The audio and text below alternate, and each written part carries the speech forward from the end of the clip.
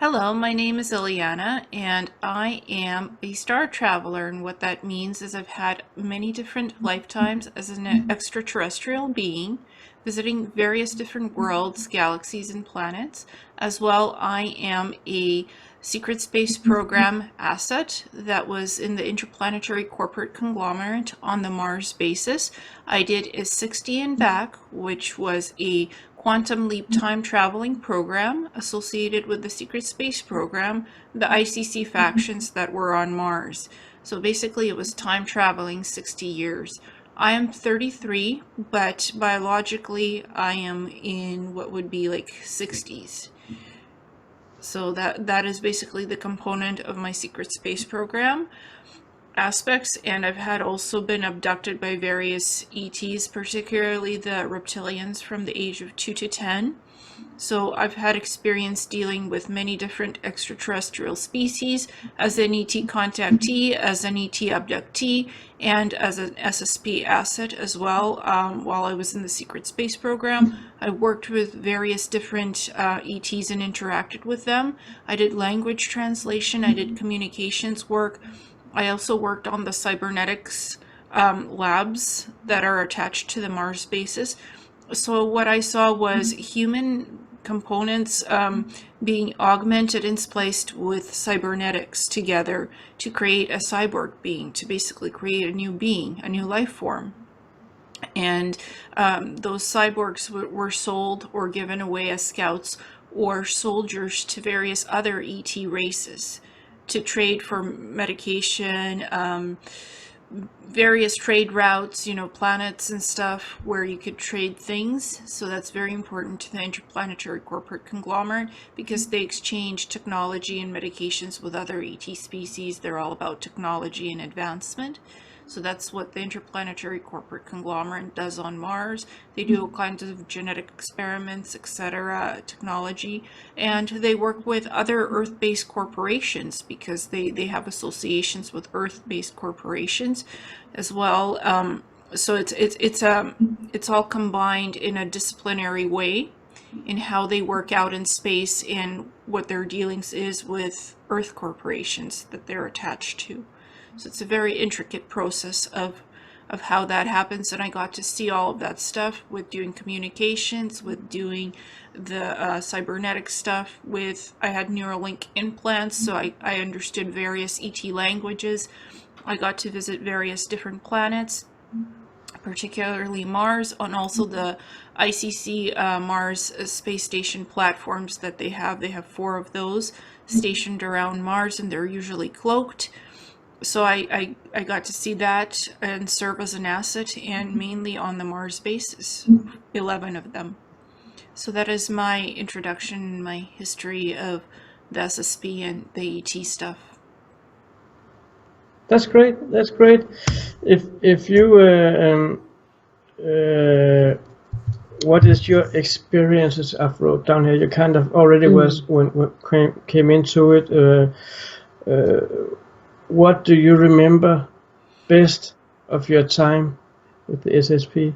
Oh, I remember being stationed at 11 of the Mars bases, and also the cybernetic labs attached to those Mars bases and some underground facilities on Mars. That is what I mainly remember as being their asset. I'm not a willing asset. It's not like I chose to go into this program and experience all this. I was chosen for it by these programs because I have extraterrestrial genetic DNA and past life memories of being an extraterrestrial and psychic abilities, and that's what these programs look for. That's why they took me. And I had been augmented by reptilians as well during those abductions with nanotechnology. So I have nanotechnology in my body, which sometimes makes it hard for my health. So it was the beginning factors of why these programs wanted me, because I was genetically augmented already and had psychic abilities. So for them, this is a great trait and asset to have in their agents. So I was never in the military, but these programs did want me because of the psychic components and the genetics of being an ET at some point. How would they use your psychic capabilities? What did they make you do for them? with your capabilities? Well, they made me open various Star Gateway portals. They made me read different extraterrestrial minds. And for language communication, to communicate with different ETs, you should have good psychic abilities, so that's important for these programs. They paired me up with different extraterrestrial species so I can learn basically the species' histories, origins, language, culture. So I unknowingly infiltrated various ET cultures to learn about them. Basically, it was spying. They used my Neuralink implants, the SSP superiors, to spy on other species. So I unknowingly brought information back to the superiors about the ET cultures that I interacted with. And they told me it's basically a cultural exchange program between humanity and these different extraterrestrial groups. What it was, in fact, was spying on those groups unknowingly, because the Neuralink implants record what you see, like visually what you see and experience, and sound and audio. So they see everything that you're doing all the time. And that gets passed back to your SSP superiors. So that's what they really wanted out of me, that I'd get information out of the different cultures, ET cultures, and bring it back so they could add that into their databases of what they know about extraterrestrials, to get an edge, how to deal with them and interact with them. Can you give us an example of some of the information you gave back on extraterrestrial civilizations that they wanted you to give them? Sure. So on Mars, you have various Mars colonists, the original ones living there that survived the catastrophe and even before the catastrophe. And they're human looking. They're very much, they have darker skin color than us, like golden brown and stuff. So they wanted to take those Mars colonists off the planet and transport them on the ICC Mars space stational platforms. They wanted basically to get those colonists off Mars so they could build more bases, the SSP, the ICC in particular, that faction, so they could build more bases on Mars. So they had me spying on the Mars colonists to figure out where their colonies were underground, and to get the exact locations of these colonies, and to report it back to the ICC superiors, and then they could basically infiltrate those colony locations and take out the colonists from their living colonies and put them on the ICC Mars orbital space platforms. That's an example of what they had me do. They wanted information on locations of these Mars colonies. But you're saying they took them to the Mars orbital platform. That was the idea, to take them to the Mars orbital station platforms, to find the locations of these colonies and extract these colonists from those locations and then build bases once they're gone. According to sources, there should be millions, still millions of those that species on Mars. The original ones still left. That would have been a huge orbital platform that would have to build to carry so many people. Can you tell anything about the size of those platforms? Those platforms are half of a planet, half the size of a planet. There's 4 of them that the ICC has, so they have no problem putting a lot of people on those platforms. That's not an issue. The issue was that they wanted these locations of where the Mars colonists live. That's because that's secret. They don't know where the colonies are underground. So they wanted somebody to infiltrate these cultures and these various groups, so to get the locations. It's not very easy to do. So that's what the memory I have of that's what I was doing unknowingly. And it was masked as a cultural exchange program. Well, you're going in as a peace offering, you know, a will of good gesture to learn about these species, to learn their culture. What you were doing instead was getting information on locations of their homes and facilities to relocate them off Mars. So it's a fine line of what these assets, SSP assets, are used to do. What do the SSP want to use the Martian planet or surface for, since they want to remove the citizens of the planet? Well, they want to build their own bases there on Mars, more of them, because they have about 200, 300 bases, but they want to build more on the planet, on the surface and underground, because there's underground facilities that these Mars colonists and other species on Mars have. So they want real estate, basically. The But ICC isn't at that, least does. wouldn't one think that there should be space enough on the planet to Um, get bases, or do they want to avoid a conflict by simply removing them? Well, according to them, there's always never enough space. They want to build out their facilities, research facilities, more and more. But the thing is, these colonists will protect their homes. They will protect their own facilities.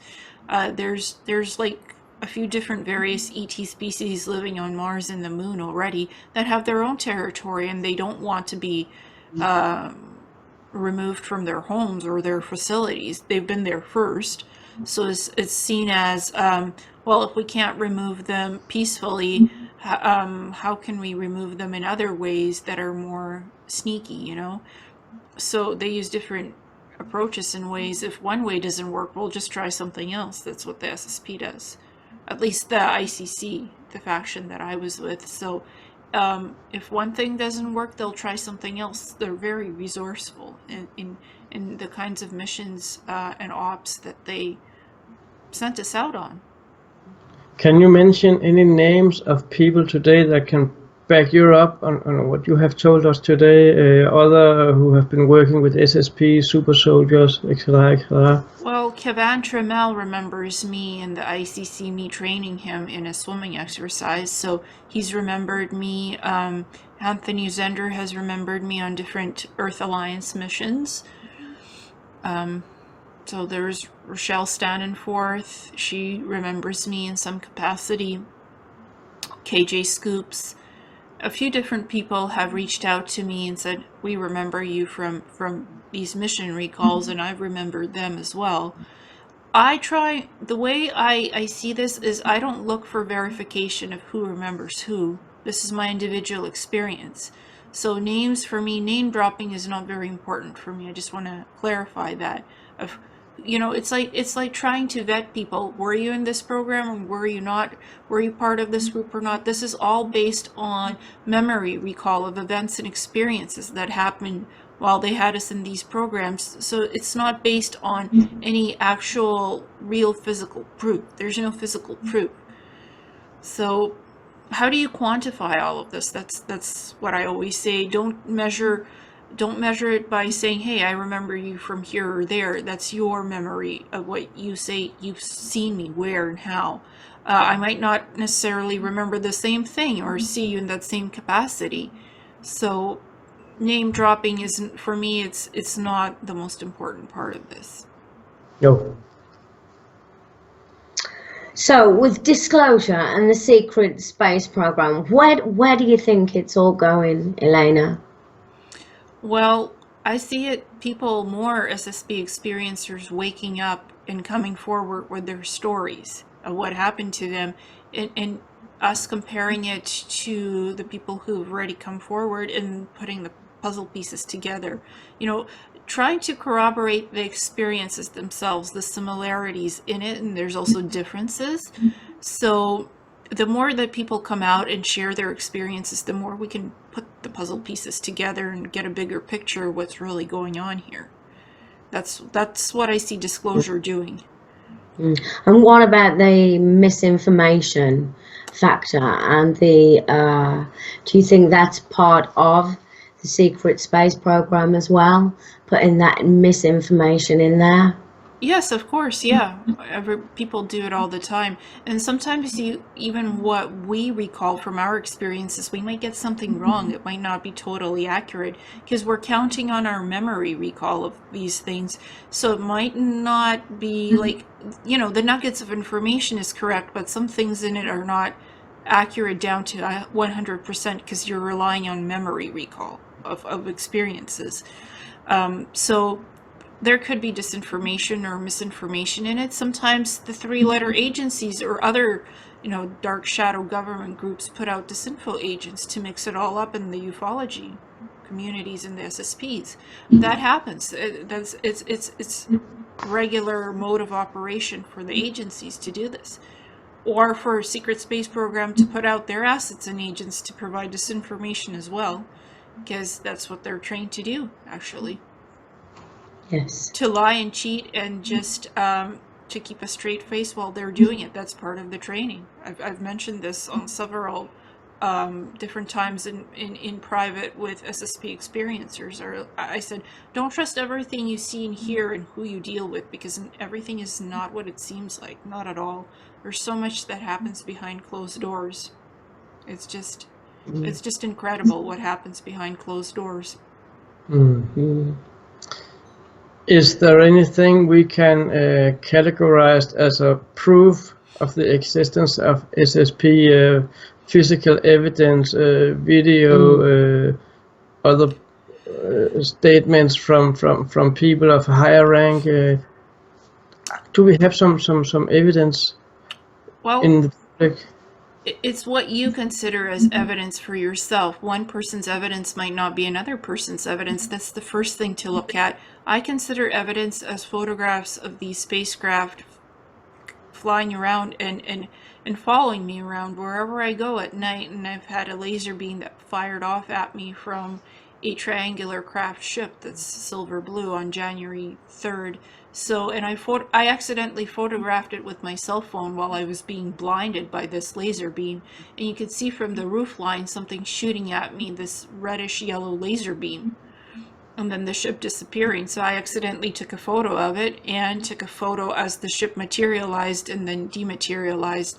So that's evidence to me. And I have like a whole album of this going on, these craft following me around at night. So that's my evidence. Some may say that's a light show, that you faked this, you staged this, and I said no, I just took pictures with the camera I have. I have only a 80mm lens, so I don't take great pictures of this stuff. Whatever I see, I take a picture of it, because it moves around and it follows me around. It's not a stationary star or satellite. It moves and it hovers and it blinks, then it disappears. So that's proof enough to me what follows me around. And I remember the craft, triangular shaped craft that the ICC makes. So this, to me, this is my proof, because I've seen the photos that I take are triangular craft. So, that's proof enough for me. And also my health not being perfect. Other people have said my health has been ruined because of all these things that have happened in the program. So that's proof enough for me. Can I ask you, Ileana, have you, how old were you when this started? Or has it been part of your life always? It's always been part of my life since the age of 2. So it's never really stopped. And it's still going on now? Not right now. No. I've said I don't want to be part of these programs. I don't want to be taken, abducted, or whatnot. So I think it's stopped because I've said no, I don't want to be part of this. So it has stopped to a degree, I think, because when you say no to it, it can't stop, because you realize what's going on, where they take you, and for what purposes. So you have the right to say no, and it does make a difference. As of 2016, it did stop for me. When there are a few words that goes on again and again that people have heard about. There is a few words that people have heard about, and some of the words you can go in on Google and tag them would be solar warden, it would be regeneration chamber, SSP secret space program. Dolly and I made an article a few days ago about a secret space program and the connection to to Earth-based companies, where we found a company renamed OSI that seems to have brought up a lot of companies that all represented different aspects of what we would describe as SSP, Secret Space Program. Or artificial intelligence. Exactly. but words as Solar Warden, words as Regeneration Chamber is probably some of the most famous words within the Secret Space Program. Can you describe Solar Warden to a person that never heard of it before? And can you describe Regeneration Chamber to Yes. a person like you never have heard it before? Yeah, well, just to make it clear, I was never in Solar Warden. That's not a faction I was in. But Solar Warden is like a military-industrial complex. It's basically, it's like U.S. Navy in space. You know, the U.S. Navy, like what we have on Earth, that's the equivalent of it out in space with these TR-3Ws, 3Bs, the TR-6s, with all these triangular craft that dock in different space stations that are cloaked. That's Solar Warden. Basically, they have cigar-shaped craft as well, which are long, elongated craft like that. So, and they protect Earth space from other extraterrestrials. They basically are like the police they're the police in space. They're our police force in space. That's what they are.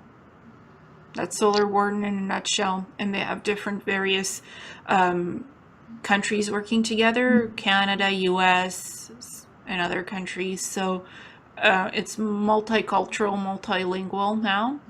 And that's Solar Warden. I'm familiar more with the Interplanetary Corporate Conglomerate. That's where I was at. And they're responsible for creating new technologies and creating advanced ships, very advanced ships with Neuralink technology. The pilots actually interact with the Neuralink implants with the ship, and you telepathically give commands to the ship and you fly it, you navigate it, whatnot. I know that the ICC, Interplanetary Corporate Conglomerate, they're the ones that mainly supply the regeneration tanks and the holographic medical pods, where basically they put you, if you've been injured or damaged in an accident or whatnot, or even if you have brain trauma or something, they put you into this holographic medical pod, and it has lasers on it and other things that will regenerate your body back to your most optimal genetic sequence of your genetic codes, because they have your genetic profile in the software already encoded. So it will regenerate you back to your most optimal health before the injury, before whatnot happened. So they keep your genetic DNA sequences on file to reuse as needed to regenerate you. So, and you don't need a medical doctor standing around or whatnot. All they do is program what they want to heal right into the medical pod. A technician does that you get into the pod, or they put you into the pod if you're unconscious, you've been injured. The pod closes up around you, or sometimes they have open pods where it doesn't need the enclosure anymore, the more newer ones, and it just heals you. It can cure cancer, it can cure virtually any type of disease, even bring you back from the dead. If you've been like dead 14 days, they can regenerate your blood cells, your body tissue, your skin, everything. So they can do that. Have you ever been into a chamber like that? Probably have. I remember seeing how these chambers were built and seeing other people being placed into them. I don't have a memory of myself being in it, but I have memories of others going into it and having these chambers in the cybernetic labs. I don't call them chambers, I just call them holographic medical pods, or Meditech, portable Meditech units that use anti-grav tech to, when you're out in the field, out in battle, whatnot, you've been injured, it just the portable Meditech unit is called in, and they put you in it, or you get into it yourself. It depends on the situation. Sometimes you have medic units that come with the Meditech unit itself if you can't get into it yourself, right, from your smart suit, because you're wearing smart suit technology while you're out in the field. That's part of the thing you wear it, so it's environmental suit. It's basically also your protection suit. It protects you from laser beam weapons. It protects you from phaser weapons. It protects you from bullets. It cloaks you. It has cloaking technology. It regulates your body, basically the nutrients that you need for food, whatnot, health-wise. It regulates your serotonin, your whatnot. So that suit basically keeps you healthy and uninjured. But if something has happened to you, you've been shot beyond the suit's repair, they call in the portable Meditech unit for basic healing until they get you into the holographic medical pod. Because if you're on the verge of dying, you need to be in the holographic medical pod to be brought back, literally, like reshaped your whole body or whatnot. Why do you think they keep that technology for themselves when they could save thousands of people here on our planet where we have so much going on? Because they're selfish. They want this to remain a secret and to keep the technology for themselves and continue on doing what they're doing. Hush, hush, quiet. They don't want us knowing about this, because it would literally change the face of the earth and civilization overnight if this holographic medical pods, if all of that was made available to us right now, we would not have money anymore. We'd not have fuel anymore. This would literally be a galactic civilization overnight. And just imagine if we knew that there's spaceflight capability to go to Mars or anywhere else in the universe, literally. So just imagine if we had replicators to make food, to make virtually anything, to replicate anything, organs, body parts, to bring you back from the dead. We'd be a totally different civilization overnight. And they don't want that happening, despite other insiders saying, well, the SSP is here to help us, they're here to rescue us, there's this alliance. On some level that's sort of true, but the majority of these SSP factions, because there's more than one, most of them don't want this coming out at all. The ICC certainly doesn't want any of this coming out to the public. They want to remain up there in space and do their stuff without any oversight or government regulation at all. So they're ruthless and they're despicable. They are. I've also heard that there are a team of breakaways from the secret space program. Can you explain a little bit about that, about the breakaways, those that have broke away from that? Well, is that guys like you, the whistleblowers? Well, I don't really consider myself a whistleblower, though recently I have done some things to whistleblow.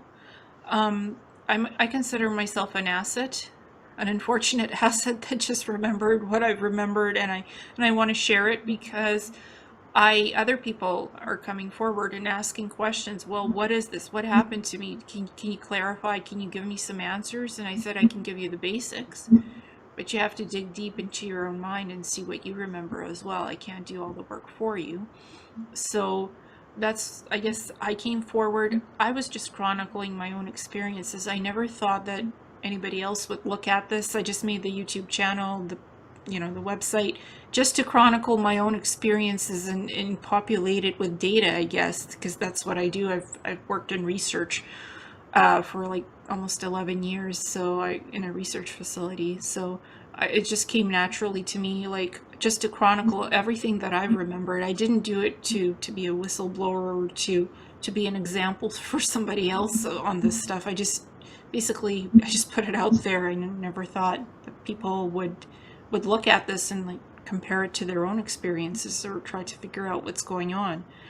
So it was never for that purpose. It was just as a sort of like a chronicling of experiences and audio diaries, basically, that I guess somebody noticed and others noticed, and it just turned into this whole thing on the internet. Yeah. The SSP programs are becoming famous now on the internet. More and more people have come forward and told their version of what they've been going through and what they believe the truth is, seen from their own perspective of experiences. There are unfortunately also a lot of people trying to spin on it and claim to know a lot about secret space without actually know anything.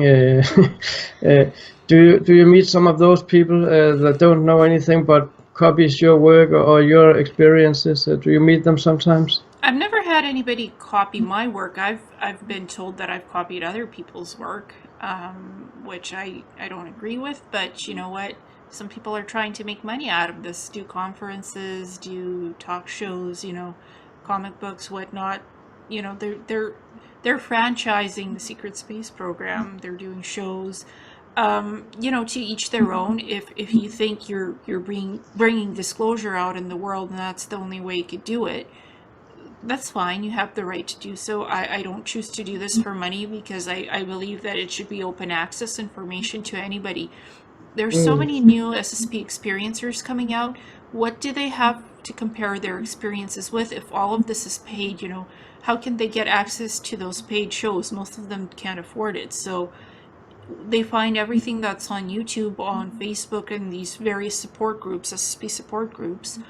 That's how they get their information from. They don't pay for subscriptions to shows, or they can't afford to pay $300, $400 to go to a conference to have a day pass. And then you have to pay another $100 to just hear a speaking panel about this stuff. So most of us rely on YouTube, Facebook, various forums, and SSP Facebook groups, support groups, to compare our information together. So I think some people do it for attention, to maybe money to support themselves. There are people like that. And there's people that are just sharing their experiences and they don't want anything for it. They do shows, they do interviews, and I don't want anything from this. Just let me talk, please, and share my experiences. And I have a YouTube show as well, online show, and I always ask people, well, what do you remember? Give me something that you really remember, specifics, not generalized terms and whatnot. What is your memory recall? If you can't give me that, I can't have you on my show. I'm really honest. So I depend on memory recall and on specific information. Well, what happened to you? Where were you? Do you have some experiences that you can tell me about? Otherwise, until you remember something or you write it down and take the time to remember, not today, not on my show. Come back later when you remember something that's more concrete about what happened to you. That's just how I choose to do this. Because if we have nothing to talk about, then why even do a show? I'm just being honest here. Exactly. Yeah. And I've never met anybody who's impersonated being an SSP experiencer. I haven't had that kind of bad stuff happen to me yet. I think we agree when we say you're doing it the right way. Yeah. We met a lot of people. Yes, had to sort a lot of people. We can always cut the conversation out, which we're gonna do. So I want you to know that we think you have done everything the right way, for sure. Well, I have nothing to prove. I'm not out here to prove anything to anybody. I never was here to do that. I just wanted to share what I remembered and the information. And if anybody else wanted to talk to me about their experiences, they're more than welcome to. I'm very open to those types of arrangements, to talk to me. Just be honest, be open about it. You remember what you remember. Don't embellish what you don't remember. Never embellish the experience. That's how I see it. Just tell the truth. Tell your truth of what you remember. Otherwise, why do this? If you want fame and attention, go to Hollywood. Don't fake being an SSP experiencer, because you often have traumatic memories. You have some kind of health issues when you're an SSP asset and an experiencer. You remember horrible, nasty things that were done to you or others. So there's a certain type of pattern to what the SSP experiencers talk about and disclose. That I've noticed quite a bit, and if the pattern isn't there, you might have not remembered enough yet, or you might have not been in an SSP at all. I have no way of vetting people, and I don't try to do that, because Some have claimed that they can vet these SSP experiencers, which I don't believe they can. Because A, it's classified stuff that you don't have. Just an asset doesn't have a mid-level asset. SSP asset does not have access to these databases to vet other people on it. So I've had an encounter with an individual who said they could vet me in emails, and I'm like, where's the paperwork? Where is the proof of this? And they could not provide me the proof. I'm like, you don't have access to this. You just don't. So don't go telling me that you can vet me or not. If you can't give me physical proof of it, why should I believe you at all? If people want to come in contact with you, where can they find you? If people want to contact me, messages from a star traveler, my website, you can send me an email. Basically, that way I really don't put out my name or contact information out in the public so you can get my phone number. You'd have too many people calling you, so I don't do that. Facebook. You just mentioned you made some shows where you talk to people, and what I meant was if people had experiences and want to talk to you about them, where can they find you? What social media or platform can they find you? Yeah, on Awakening Cosmic Reality Show. That's my YouTube channel and my show. Through email, messages from a star traveler. People email me all the time asking if they could get in contact with me. Facebook, I have Awakening Cosmic Reality Show page and Messages from a Star Traveler page on Facebook. So if you have a Facebook account, you can reach me that way. Those are the 3 ways to reach me. So, and I'm open, I'm open-minded to talk to people and see if what's going on there. Ileana, I don't know, do you have more questions? No, that's perfect because I'm thinking about timing. Yeah, so also time. Yeah, we're at 40 minutes now, and we're gonna crop it down to maybe 30 minutes or 25. Not quite sure that. I think you've explained it beautifully, and we've got what we need to put together. Exactly. Yeah.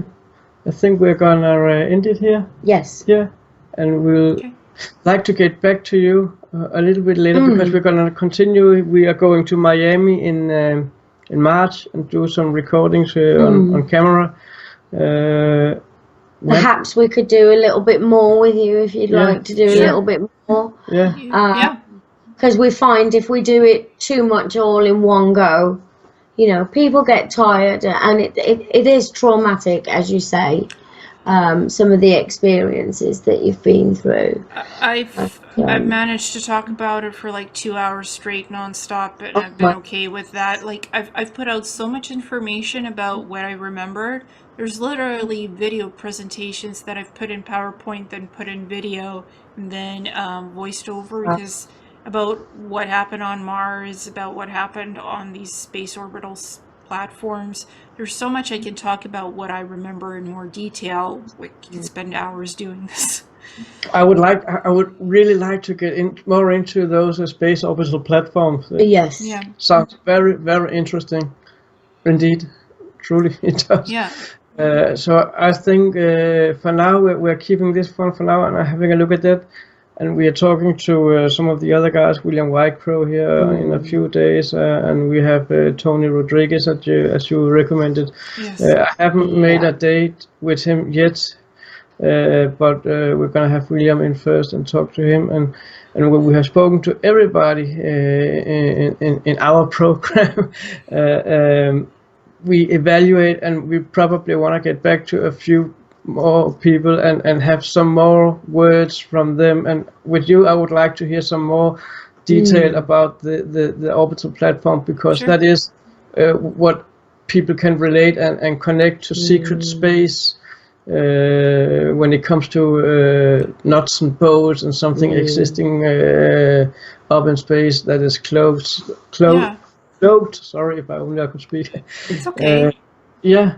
Well, it actually goes back to Wernher von Braun and his plans for getting to Mars. He actually wrote a book about it and how it could be done.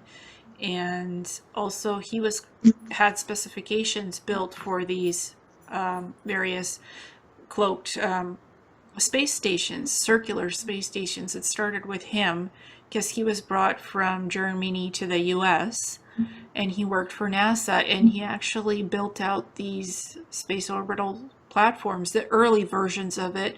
Then the ICC took over and they built out even bigger models of it in space, and they're circular ring platforms like that, and they're huge.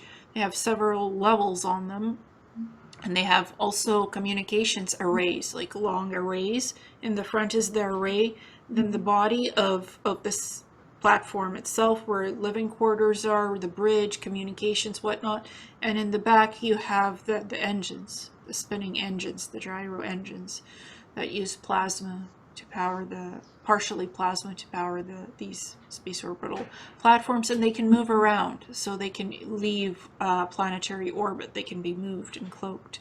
So that's just a small detail about this. And it all goes back to Wernher von Braun and missions to Mars. He was planning the missions to Mars. And there's a book that he wrote about it, and it really details this information. So, and I have detailed memories of Wernher von Braun and all that information for some reason, and I actually researched it, and indeed he was involved in specifications for these platforms.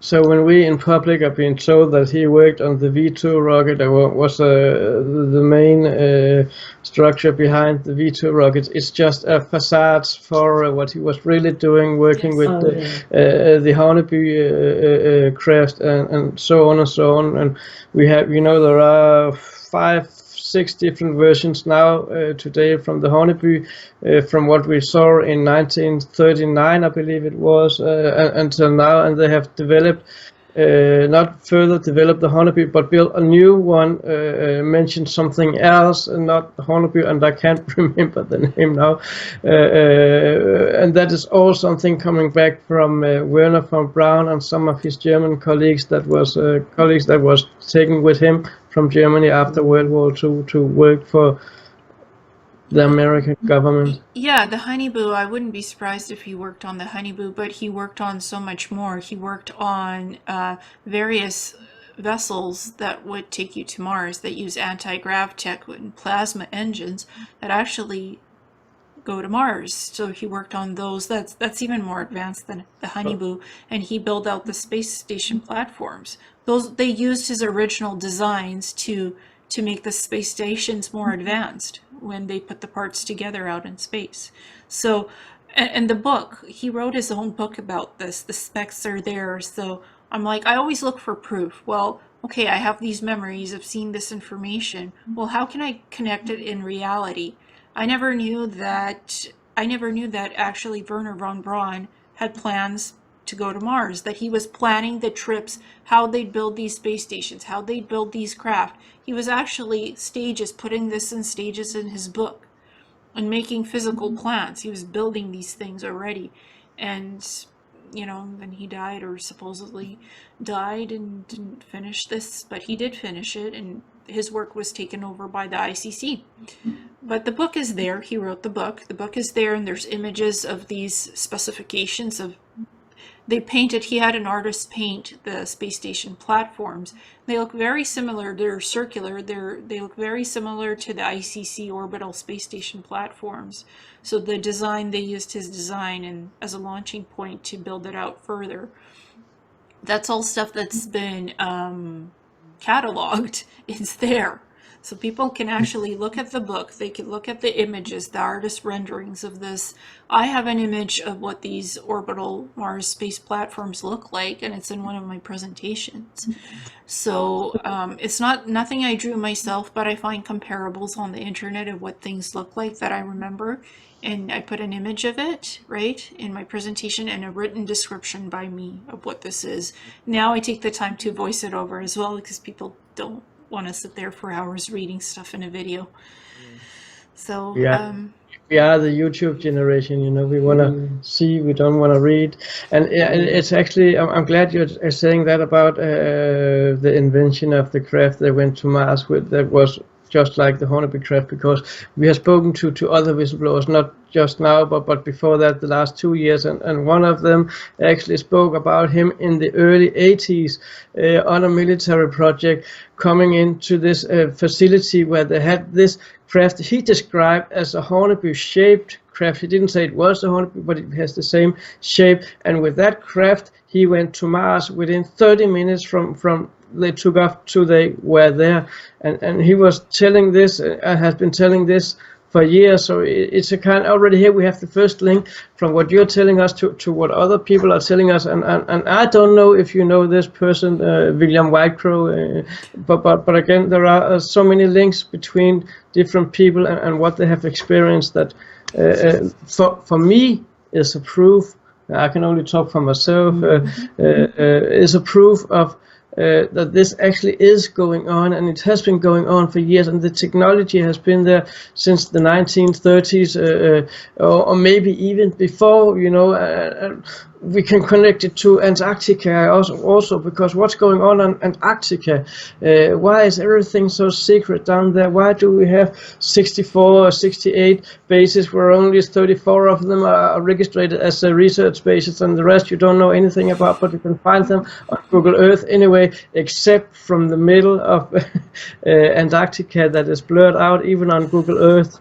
There are so many links between what different people are saying, and that is some of the links we would like to bring forward and tell people about, show people. And if I could ask you some of the pictures you're talking about from your presentations, if we could have some of them to add for our video while you're speaking, that would be awesome too. Yeah, Can of course. work something out, Yeah, of course. I can send you the images. In Antarctica, it's very easy. They have very advanced bases there. I call them outposts, going back to the Atlantean time, from what I remember, 2 million years ago. They have like 10 of those outposts of advanced technology that's related to Atlantean technology. And I was in those outposts studying them. They actually put me in to study them. I remember that as one of the jobs that I did for a couple of years. So, and Antarctica has a no-fly zone in certain areas of it. You can't fly over it, and that's for a reason, because they have these ancient civilization outposts. They have their own research outpost. Lockheed Martin has an outpost. They have these hovercraft drone ships there. They have all kinds of different things that deliver supplies to build the Lockheed Martin bases. So they have hover cars and drone ships literally flying over the bases and delivering stuff, materials to build out more infrastructure. They don't want that seen, right? They don't want the ancient civilization technology in their outpost seen because they're studying it.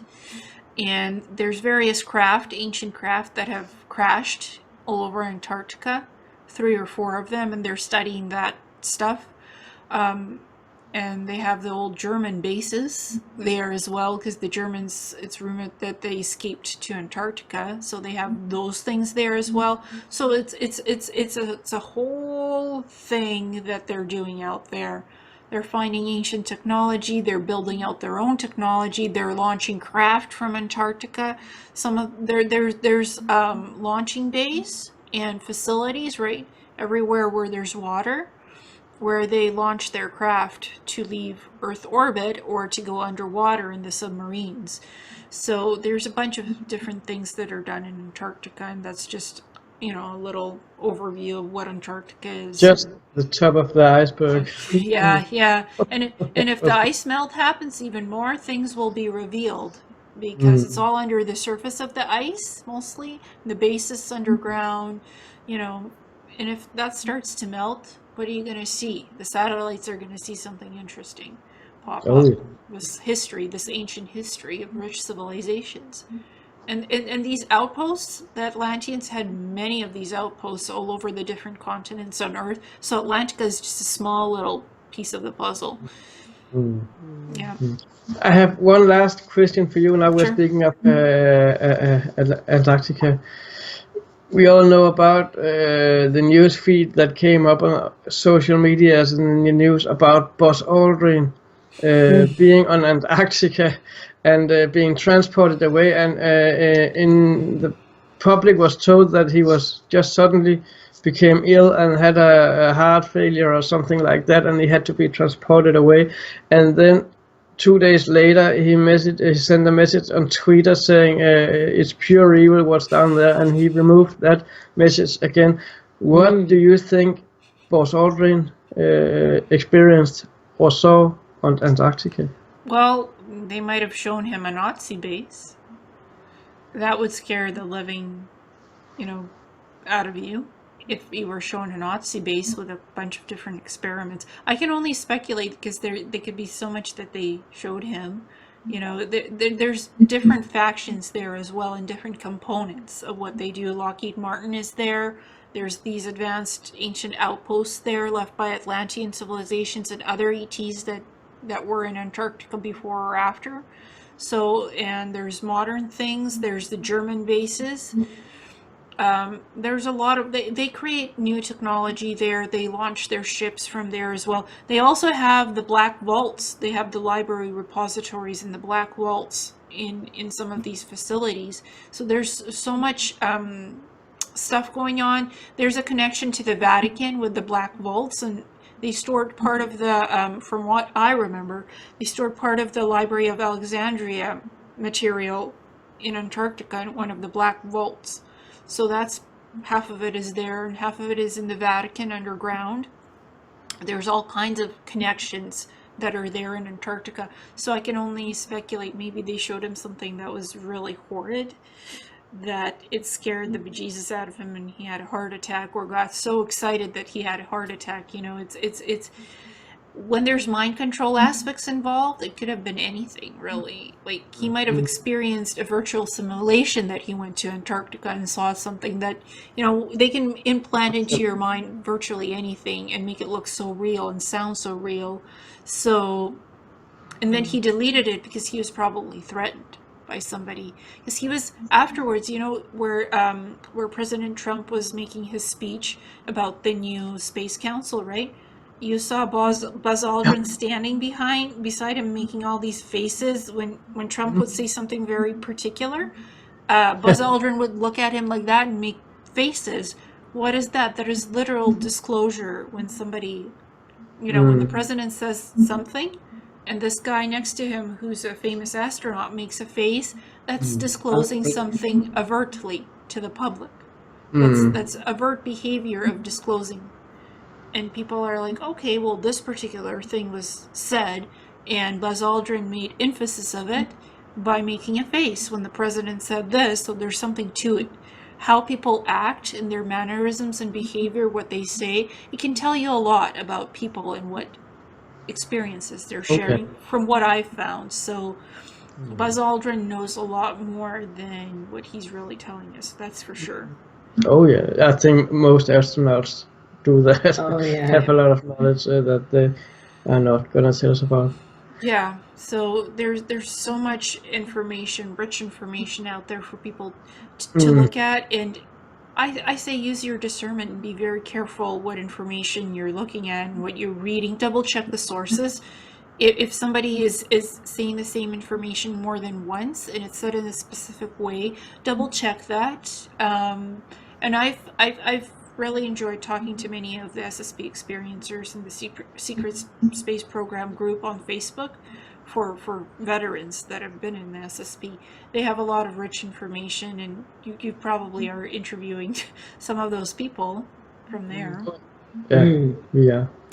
Ileana, thank you for joining us here. Thank you. Yeah. A true pleasure, and I know we're going to talk again soon. I think we have a lot more that we would like to have added to our conversation. Sure. Yes, absolutely. Thank you so much for your time. Yeah. Thank you, guys. We'd love to have you back. Yeah.